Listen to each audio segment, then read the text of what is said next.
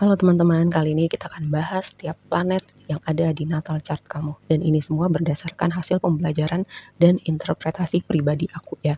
Kayak kita mulai dari Sun. Sun itu adalah inti jiwa kamu yang mungkin atau seringkali tidak langsung terlihat karena ketutup placement lain ya. Itu akan terlihat ketika seiring berjalannya waktu kamu semakin dewasa atau ada momen-momen trigger tertentu yang akan mengeluarkan diri kamu yang sesungguhnya. Jadi itu kayak butuh waktu untuk kematangan atau butuh waktu untuk terlihat. Lalu Moon ini berbicara tentang persepsi, emosi, intuisi kamu, dan juga ada signifikansi hubungan antara kamu dan ibu kamu dengan energi Moon ya. Lalu Moon juga bisa berbicara tentang sesuatu yang kamu keep atau sesuatu yang private tentang diri kamu dan kamu simpan untuk diri kamu sendiri. Lalu Merkuri berbicara tentang pemikiran, aktivitas mental, dan gimana kamu berkomunikasi ya, terhubung dengan dunia. Venus berbicara tentang perasaan, mirip dengan Moon tapi ini ada sesuatu yang berbeda gitu. Venus itu kayak berbicara tentang perasaan, tentang gimana kamu menavigasi hubungan antar manusia, terutama hubungan romantis dan juga apa yang kamu value gitu. Ini berhubungannya dengan gimana cara kamu menghasilkan uang, energi abundant kamu ada di mana, ada di Venus. Lalu Mars ini adalah energi kemarahan, energi agresi, energi kehidupan, dan juga yang menggerakkan kamu gitu. Ketika kamu mau sesuatu, energi Mars. Energi Mars itu yang memberikan api pada dirimu. Jupiter itu berbicara tentang keberuntungan, ekspansi, filosofi, dan juga gini, amplifikasi gitu ya. Itu amplifikasi bisa dalam artian negatif atau positif gitu. Jadi apa yang kamu fokuskan energi kamu dengan Jupiter kamu itu akan teramplifikasi. Lalu Saturnus itu berbicara, nah mulai dari Saturnus sampai ke Pluto ini adalah generational planet ya. Jadi siklusnya tuh lebih panjang, kalau yang lain itu kayak Jupiter juga, karena Jupiter siklusnya tuh setahun, Saturnus itu 2,5 sampai 3 tahun. Nah ini adalah generational planet, siklusnya lebih panjang dan kita berbagi energinya secara kolektif. Saturnus itu berbicara tantangan kayak karma juga ada di situ, dan hal-hal yang harus kita proses untuk bikin kita lebih dewasa, lebih matang, dan lebih kayak itu yang jadi dorongan untuk kita jadi versi terbaik diri kita. Juga ada signifikansi hubungan antara Saturnus itu antara kamu dan ayah kamu. Lalu kita bahas ke Neptune. Nah ini, Uranus. Uranus itu salah satu content creator yang aku suka tonton.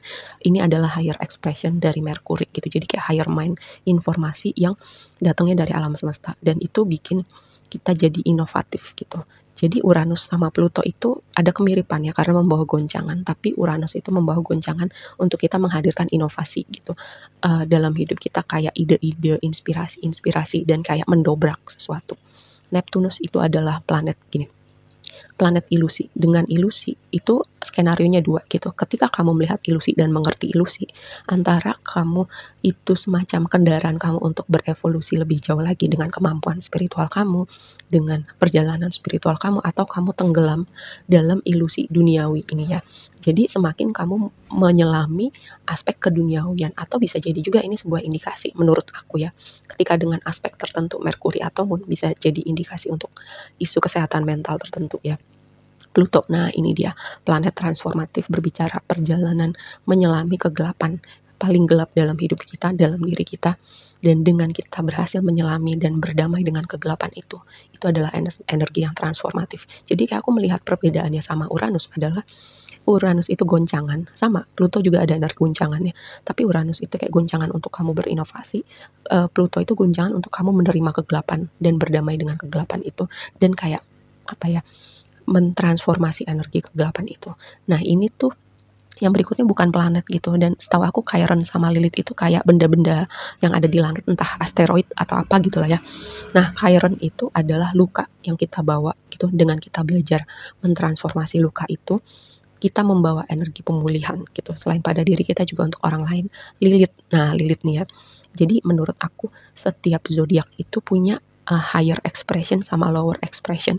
Lilith ini adalah kayak kebanyakan lower expression dari semua dari energi sebuah zodiac sign ya.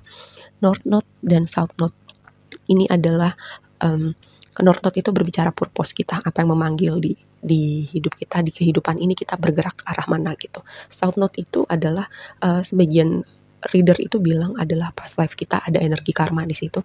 Apa yang sudah kita kuasain entah dari kehidupan sebelumnya atau sesuatu yang natural gitu jadi talent kita, zona nyaman kita, bukan berarti kita tinggalkan atau kita abaikan gitu. tapi kayak kita membawa value pada South Node kita untuk kita bawa itu menavigasi berjalan menuju North Node kita gitu ya. Oke, aku rasa segitu aja dulu, nanti untuk detailnya kita akan bahas di bahas astrologi yang berikutnya. Bye.